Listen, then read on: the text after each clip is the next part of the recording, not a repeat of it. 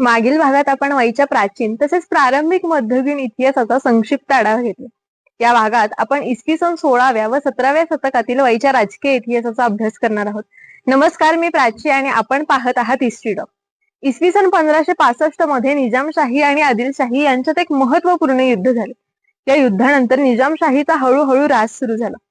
या अस्थिर राजकीय परिस्थितीचा परिणाम वाई परिसरावरही झाला. त्या काळात वाई कधी निजामशाहीच्या तर कधी आदिलशाहीच्या अधिपत्याखाली जात राहिली. अशा वारंवार होणाऱ्या सत्तांतराची वाई साक्षीदार ठरली. आदिलशाहीचा प्रमुख सरदार अफजल खान हा इसवी सन 1649 ते 59 या कालावधीत वाईचा सुभेदार होता. वाईतील त्याच्या वाड्याच्या तटबंदी आणि बुरुजांचे अवशेष आजही त्या काळाच्या वैभवाची साक्ष देतात. इसवी सन 1659 मध्ये छत्रपती शिवाजी महाराजांविरुद्ध मोहिमेसाठी अफजल खान पुन्हा वाई येथे आला आणि काही काळासाठी त्याचा तळ वाई येथेच होता. अफजल खानाच्या वधानंतर वाई काही काळ मराठ्यांच्या अंमलाखाली गेली. मात्र तत्कालीन राजकीय परिस्थितीमुळे मराठ्यांना वाईवर सलग आणि स्थिर ताबा मिळवणे शक्य झाले नाही. अफजल खानाच्या वधानंतर आदिलशाहीचा सुभेदार म्हणून इलियास सर्जा खान याची वाईचा सुभेदार म्हणून नेमणूक करण्यात आली. परंतु नोव्हेंबर इसवी सन 1664 मध्ये छत्रपती शिवाजी महाराजांनी आदिलशाहीचा सुभेदार बाजी घोरपडे याचा पराभव करून हा प्रदेश मराठ्यांच्या अधिपत्याखाली घेतला. या प्रदेशाच्या व्यवस्थेसाठी येसाजी मल्हार यांची वाईचा सुभेदार म्हणून नेमणूक करण्यात आली. छत्रपती संभाजी महाराजांच्या मृत्यूपर्यंत हा प्रदेश मराठ्यांच्या अधिपत्याखाली होता.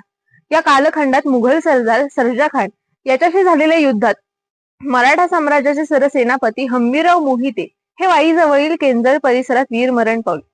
या घटनेनंतर इसवी सन 1689 मध्ये वाई शहर हे पूर्ण मुघल साम्राज्याच्या ताब्यात गेले.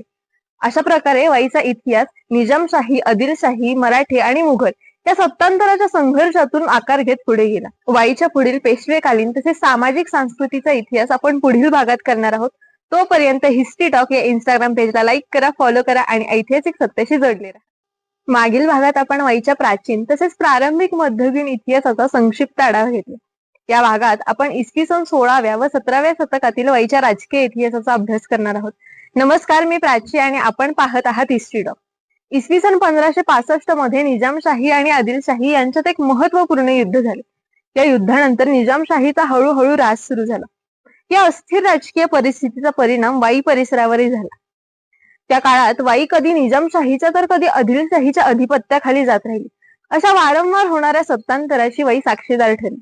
आदिलशाहीचा प्रमुख सरदार अफजल खान हा इसवी सन 1649 ते 59 या कालावधीत वाईचा सुभेदार होता. वाईतील त्याच्या वाड्याच्या तटबंदी आणि बुरुजांचे अवशेष आजही त्या काळाच्या वैभवाची साक्ष देतात. इसवी सन 1659 मध्ये छत्रपती शिवाजी